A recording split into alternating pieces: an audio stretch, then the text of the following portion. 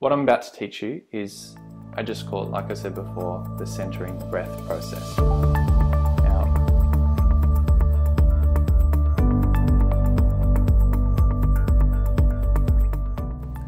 Now, what we're going to learn in this process is that breath can, maybe you're breathing all the time through one nostril and you hadn't noticed.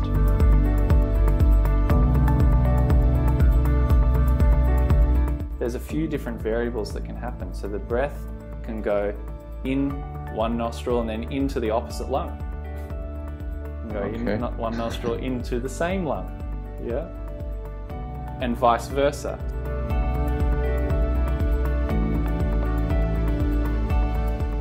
The implications that this has is, depending on the side of the nostril, and this has been heavily researched in a lot of ancient yogic practices and well known for a long time, of the way that we breathe through the nostrils affects the left and right hemispheres of the brain differently.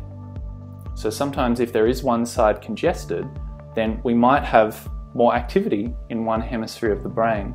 As we learn to balance this can harmonize those hemispheres. That's the brain effects.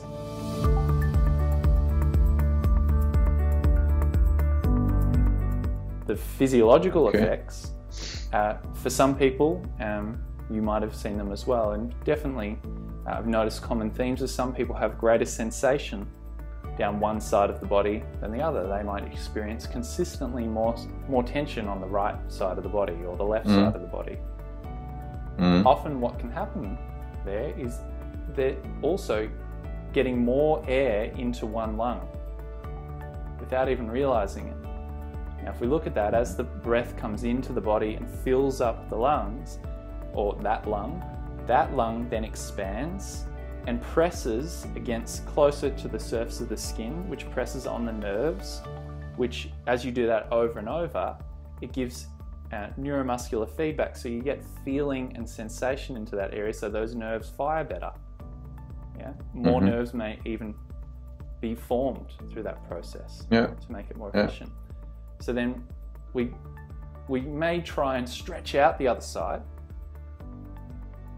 and to get feeling, but sometimes if the breathing's not getting onto that side, then we're missing one critical variable that can really speed the awareness process of the body, that can be always pulling it out of center. Imagine if just one side is expanding, like it physically changes the centering process of the body.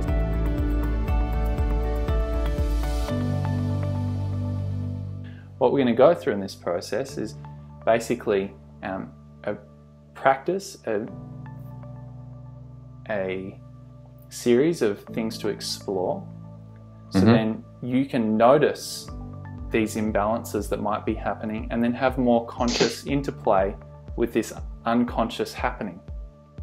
As you become aware of that over time, you can start to change and play on the fringe of where we're currently at, and then the breathing can be more balanced. And then that can create the circumstances for so many other different physiological systems to balance out as well. Yeah. Sound Makes good? sense. Yeah. Excellent. Sounds really good.